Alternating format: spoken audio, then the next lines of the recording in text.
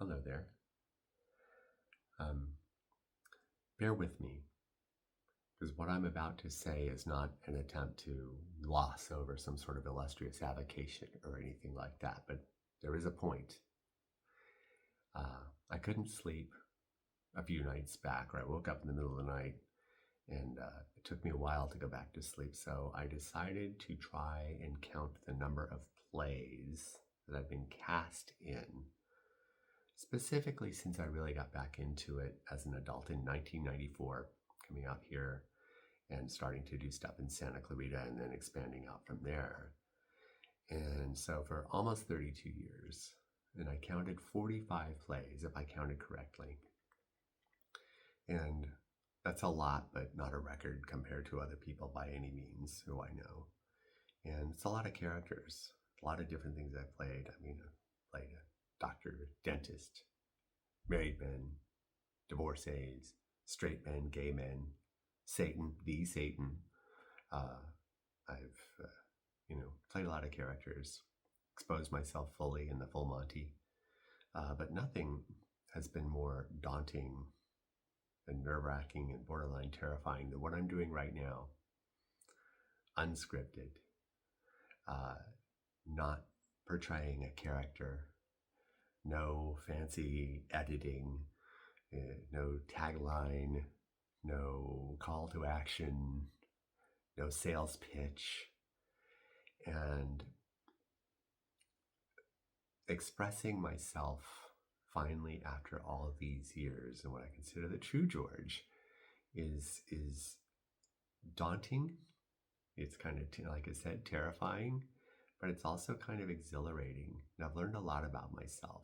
I'm not trying to be funny or quippy or the smartest guy in the room in these things. As a matter of fact, I realize why I'm doing these is partly because, as I've said before, I've done all the dumb things in life. It's taken not one but several houses to fall on me before I really got it. And, here I am in my 60s, finally kind of putting it all together. The Rubik's Cube colors are finally maybe starting to match up. And I look back over being funny, quippy, or the smartest guy in the room and realize how much that held me back. How much I used those things as a defense mechanism, or in some cases as a blunt force object, right? Being the funniest guy in the room, being the quippiest guy. I remember watching MASH as a kid and seeing Hawkeye Pierce always having a comeback and wanting to be Hawkeye Pierce. And how, in retrospect, how annoying I probably was to a lot of people. How many opportunities, not because, this engaging, gregarious personality, but because that was my go-to without being real. And it was also a filter. Maybe if you didn't get me, I could just put you aside. I think I missed out on a lot of good opportunities and friendships because of that. And I say this. If I've used my sense of humor or sarcasm in a way, or for those who my sarcasm and sense of humor